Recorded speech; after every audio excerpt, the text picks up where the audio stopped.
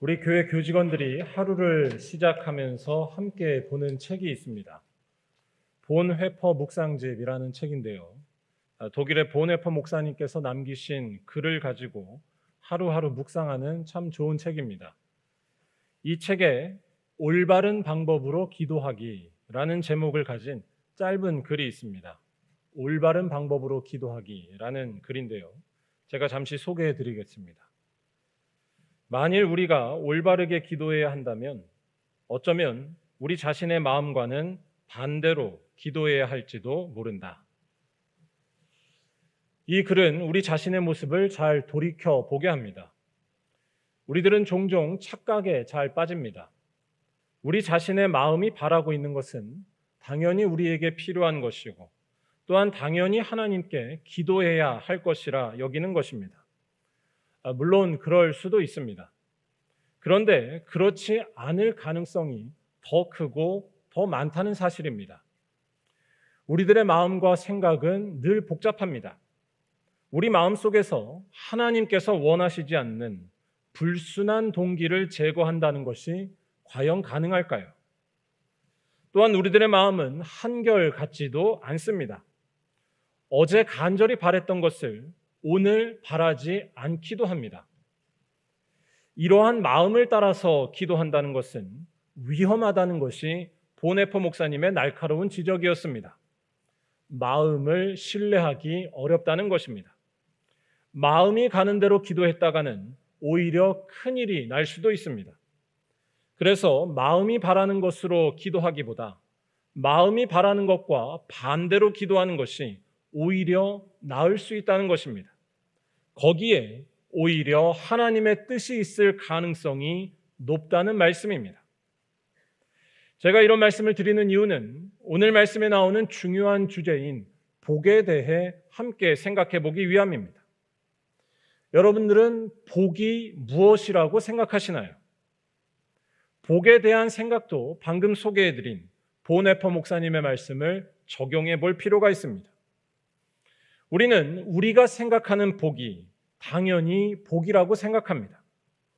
그런데 사실 그렇지 않을 수도 있습니다. 오늘날 환경오염의 주범인 플라스틱이 사실은 환경 보호를 위해서 만들어졌다는 사실을 여러분 알고 계신가요? 종이를 만들기 위해서 나무가 무분별하게 잘리는 것을 줄여보고자 종이보다 튼튼하고 오래 쓸 수 있는 것으로 만들어진 것이 바로 플라스틱이었습니다. 그러한 플라스틱이 지금은 환경을 오염시키는 주범이 되어버렸습니다. 즉 우리들에게는 무엇이 복이고 무엇이 좋은 것이고 무엇이 옳은 것인지 판단할 수 있는 능력이 근본적으로 없다는 것입니다. 그렇기 때문에 우리가 믿고 있고 생각하는 복이 사실은 복이 아닐 수 있습니다. 오히려 우리가 생각하는 것과 반대로 찾아야 진짜 복을 구할지 모릅니다. 이렇게 말할 수 있습니다. 단순히 물질의 많음이 복이 아니라 오히려 물질의 적음이 복이 될 수 있다는 것입니다. 그 사실을 말하는 것이 오늘 말씀입니다.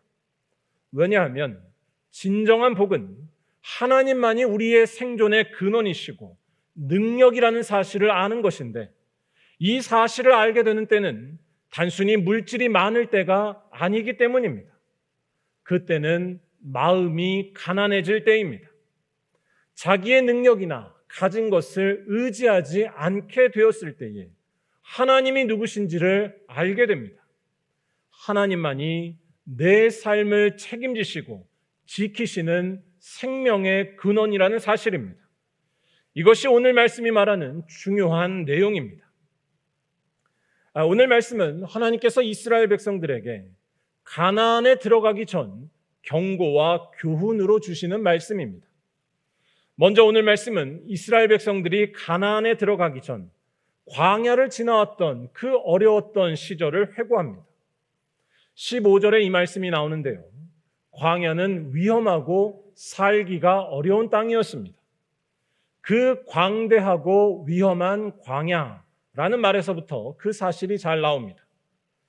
또한 광야는 불뱀과 전갈이 있고 또한 물이 없는 간조한 땅이었습니다. 그냥 뱀이라고 하지 않고 불뱀이라고 한 데에는 이유가 있었습니다. 이 뱀에 물리면 마치 불에 타는 것 같은 고통이 왔기 때문이었습니다. 열이 나고 갈증에 시달리는 것이었습니다. 그런데 더 안타까운 것은 이러한 불뱀에 물렸을 때에 그 열을 식혀주고 갈증을 달래줄 수 있는 물이 이 광야에는 없었다는 사실입니다. 광야는 물이 없고 넓은 땅, 간조한 땅이었습니다. 즉 광야에서 불뱀에게 물렸다가는 고통스럽게 죽을 수밖에 없었습니다. 열과 갈증에 시달리다가 죽는 것입니다. 광야는 언제 어떻게 죽을지 모르는 불안함과 공포의 장소였습니다. 그런데 오늘 말씀은 아주 이상한 이야기를 합니다. 16절에 마침내 내게 복을 주려 하심이었느니라 라고 하면서 이스라엘 백성들이 이 고통스러운 광야에서 살았던 그 시절이 바로 복이었다라고 이야기하는 것입니다. 여러분들은 이 말씀이 어떻게 느껴지시나요? 고통의 땅 광야가 복이었다고 말씀하시는 하나님은 좀 이상한 것 아닌가요? 어떤 분들은 이 말씀을 사람은 좀 고생을 해봐야 한다라는 식으로 이해할지도 모릅니다. 하나님께서 광야로 그들을 인도하신 것은 어린아이 같은 이스라엘 백성들을 좀 훈련시키기 위한 것이다 라는 말씀으로 보는 것입니다. 이런 말씀과 이런 생각이 아예 틀린 것은 아니지만 여기에서 잘 생각해야 합니다. 하나님께서 광야를 복의 장소였다고 말씀하신 것은 단순히 힘든 것을 잘 참을 수 있는 훈련이 되었기 때문이 아닙니다.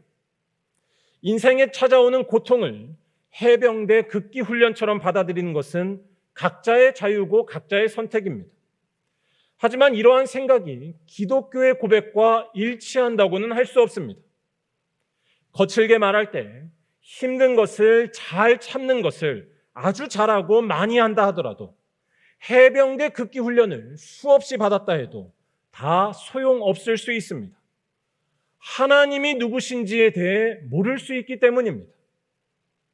광야가 복의 장소라고 말씀하신 이유는 광야에서 그들이 정말로 알아야 할 분을 만나고 알았기 때문입니다. 하나님을 안 것입니다. 하나님만이 생명의 근원 되시고 하나님만이 안전이 되신다는 사실을 그들은 알게 되었습니다. 하나님은 광야에서도 살아계시는 분입니다. 하나님은 죽음의 골짜기에서도 우리를 지키시는 분이며 그는 꺼지지 않는 생명이 되시고 언제 어디서나 참된 안식을 주실 수 있는 분입니다. 이 사실을 알게 되는 것이야말로 진정한 복입니다. 이 사실을 깨닫고 그 하나님과 함께 한다면 언제 어디서나 안전할 수 있으며 좌절하지 않을 수 있으며 생명을 누리며 살 수 있기 때문입니다. 그것이 광야가 복이라는 이 말씀의 의미였습니다. 다시 한번 잘 생각해 보시면 좋겠습니다. 아무리 극기 훈련을 잘하고 많이 받고 또한 인내심을 잘 기른다 해도 다 소용이 없을 수 있습니다. 아니, 극기 훈련을 많이 받았다는 것이 오히려 그 사람에게 독이 될 수도 있습니다. 하나님에 대한 믿음과 지식이 커지는 것이 아니라 잘 참았다는 자기 업적과 자기 자신에 대한 자랑만이 커질 수 있기 때문입니다. 자기 업적과 자기 자랑이 크다고 해서 그 인생이 구원받지 못합니다. 하나님이 계셔야만 합니다. 그래서 16절에 너를 시험하사라는 말씀이 나왔던 것입니다. 시험이라는 말에는 목적이 담겨 있습니다. 하나님만이 생명이라는 사실을 알게 하려는 목적과 의도가 그 광야 생활에 담겨 있었다는 말씀입니다. 일단 이 시험이라고 하는 말은 듣기에 따라서 불편할 수도 있습니다. 사람이 고통받는 것을 가지고서 시험이라는 말을 쓰는 것은 쉽지 않습니다. 그런 말을 쓰는 것은 아주 조심해야 합니다. 그런데 오늘 말씀이 말하려는 것은 그러한 차원의 것이 아니었습니다. 이 말씀은 이스라엘 백성들을 뼛속까지 잘 알고 계시는 하나님께서 주신 말씀이라는 점을 잘 명심해야 합니다. 아니, 이스라엘 백성들만이 아니라 우리 모두에 대해서도 뼛속까지 잘 알고 계시는 하나님께서 주시는 말씀입니다. 우리들은 본래 하나님에 대해 잘 생각하지 않습니다. 정확히 말할 때 하나님이 내 삶의 근원이시고 생존의 뿌리가 되신다는 사실을 잘 생각하거나 믿지 않습니다. 대신에 나의 능력과 경험이, 나의 업적과 자랑이 지금의 나의 삶을 있게 한 원동력이라고 철석같이 믿으며 살아갑니다. 나 정도니까 여기까지 왔다고 생각하며 나에게 이유가 있어서 모든 것이 지금 있게 되었다는 것입니다. 오늘 말씀 17절에 이스라엘 백성들과 우리들의 그러한 모습이 잘 나옵니다. 오늘 말씀이 이스라엘 백성들이 가나안에 들어가 살 때를 염두한 말씀이라고 말씀드렸는데 17절은 이스라엘 백성들이 가나안에 들어가서 어떻게 살아갈지 그 모습을 정확히 이야기해 줍니다. 내 능력과 내 손의 힘으로 내가 이 재물을 얻었다 말할 것이라. 내가 이 모든 재물을 얻었고 내가 힘이 있어서 지금의 부와 명예를 얻었다는 것입니다. 나 정도니까의 생각에 빠져 있는 것입니다. 그런데 그렇지 않다는 것이 오늘 말씀의 선포입니다. 이스라엘 백성들이 재물을 얻은 것은 전적으로 하나님의 은혜 덕분이었습니다. 그들이 누렸던 안전과 평안은 그들 자신에게서 나온 것이 아니었습니다. 그 광대하고 위험한 광야를 지나게 하신 분은 바로 하나님 한 분이셨습니다. 15절과 16절에 이러한 사실이 잘 나옵니다. 단단한 반석에서 물을 내어주셔서 광야에서도 목이 마르지 않게 하셨습니다.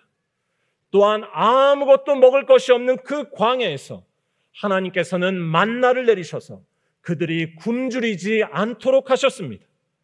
죽을 수밖에 없는 땅에서 살아서 오게 하신 것입니다.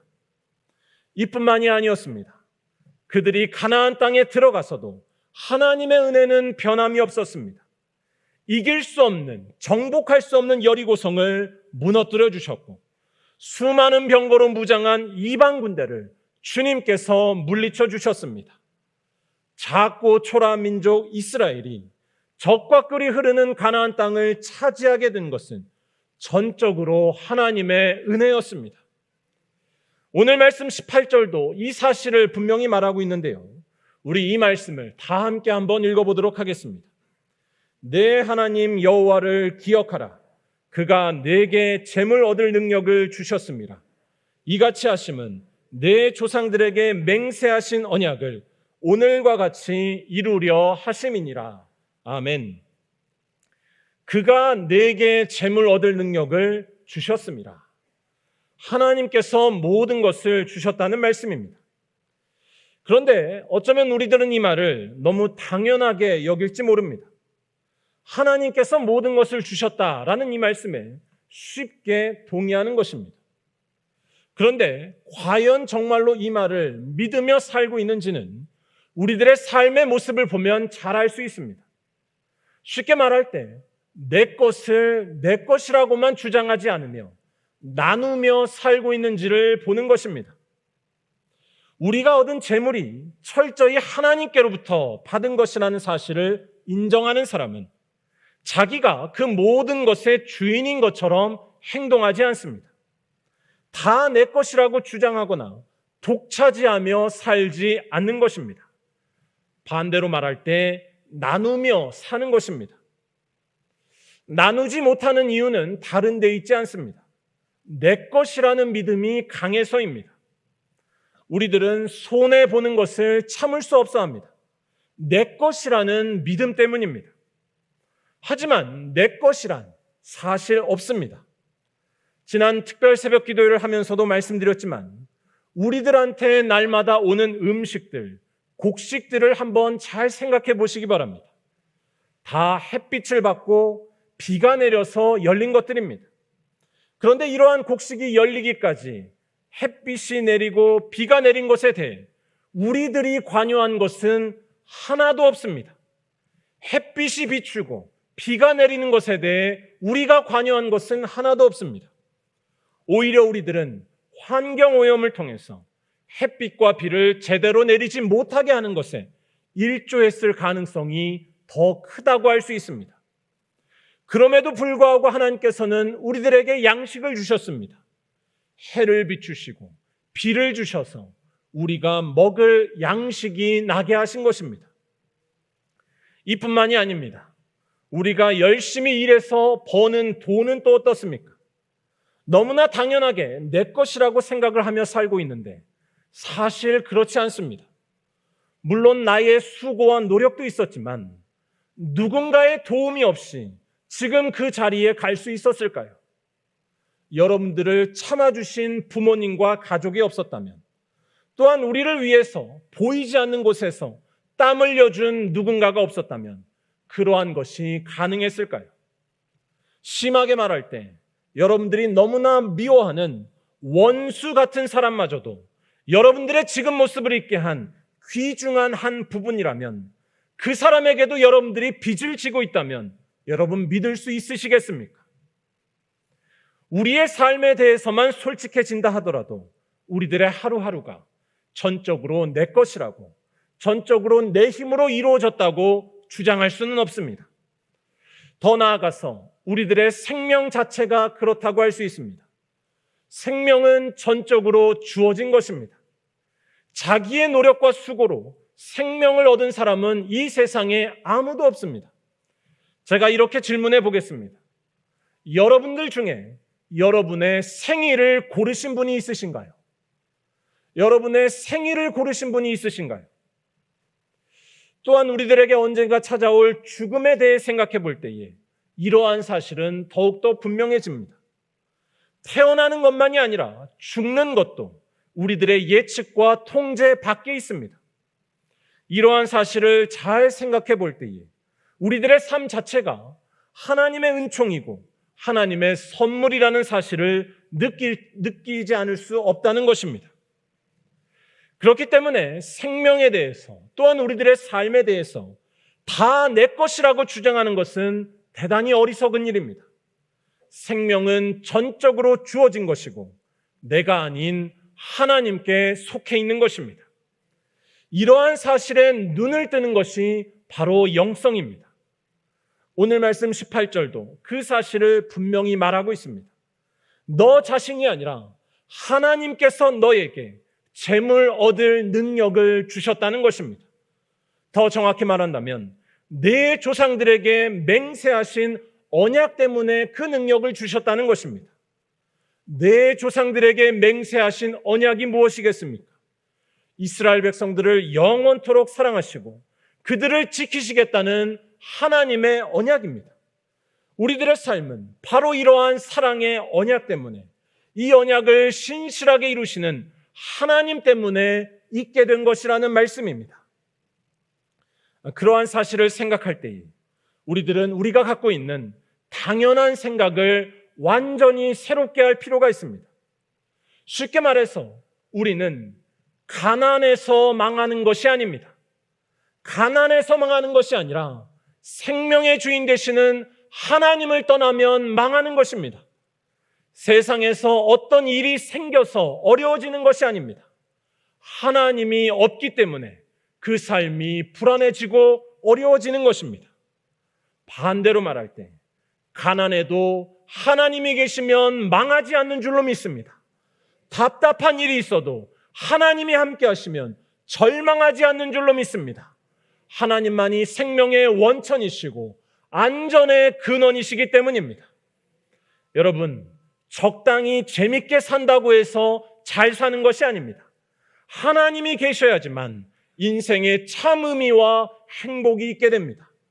그래서 오늘 말씀은 내 하나님 여호와를 기억하라고 외치고 있던 것입니다. 하나님을 기억하는 것, 그분과 동행하는 것만이 바로 생명과 소망이 있는 삶이 된다는 것입니다. 그러면 여기에서 질문을 하나 하지 않을 수 없습니다. 방금 말씀드린 하나님 여호와를 기억한다는 것, 이 말씀이 참 좋은데 도대체 우리들은 어떻게 해야 하나님 여호와를 기억할 수 있는가라는 질문입니다. 하나님이 우리의 생명이시고 그분께만 소망이 있다는 그 사실을 우리들은 어떻게 알 수 있으며 어떻게 기억할 수 있느냐라는 것입니다. 하나님은 눈에 보이지 않는 분이어서 이러한 사실을 아는 것이 대단히 어려울 수밖에 없습니다. 하지만 우리들에게는 하나님이 누구신지 그 사실을 알 수 있는 분명한 방법과 이유가 있다고 할 수 있습니다. 바로 예수 그리스도를 만나는 것입니다. 예수 그리스도는 생명의 근원 되시는 하나님께서 나타나신 사건이기 때문입니다. 예수 그리스도를 만나면 하나님이 누구신지 보게 되는 줄로 믿습니다. 예수께서는 죽음을 극복하시고 부활하셔서 생명의 주인 되시는 하나님의 그 모습을 우리들에게 완전하게 나타내 보이셨기 때문입니다. 사랑하는 우리 말리언교회 성도 여러분, 오늘은 한 해의 반을 보내면서 하나님께 감사하는 맥주 감사 주일입니다. 이 맥주 감사 주일은 우리 한국 그리스도인들에게는 아주 특별한 절기입니다. 맥주 감사 주일은 성경에서도 그 뿌리를 찾을 수 있지만 이 맥주 감사 주일은 우리 한국의 농경 문화와 기독교가 만나서 나온 절기입니다. 한 해에 2번 농사를 하던 우리 선조들, 이모작을 하던 우리 선조들은 상반기에는 보리를 거두고 하반기에는 쌀을 수확했습니다. 그리고 그 중에 보리를 거두면서 하나님께 감사한 것이 바로 오늘 맥주 감사 주일입니다. 우리 신앙 선배들이 쌀을 거둘 때에만 감사하지 않고 보리를 거두면서도 하나님께 감사했다는 것. 그래서 한 해를 보낼 때 한 번이 아니라 2번을 하나님께 감사하는 특별한 시간을 가졌다는 것은 대단히 의미 있습니다. 왜냐하면 이러한 맥주 감사 주일은 우리들의 생명과 삶이 오직 하나님께로부터만 왔다는 것을 잊지 않기 위해서 한 번 더 감사하는 시간이기 때문입니다.